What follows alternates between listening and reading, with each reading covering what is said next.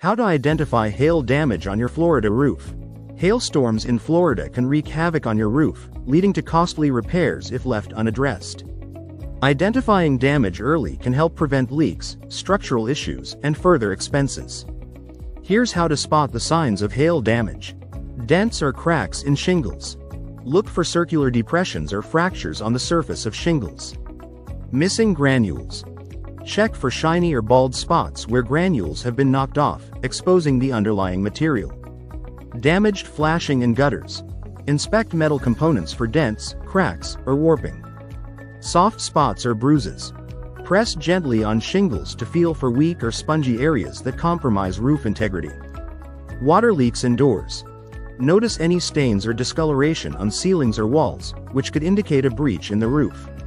For safety, inspect your roof from the ground, and examine surrounding property for signs of impact. Better yet, don't take chances with your home's protection.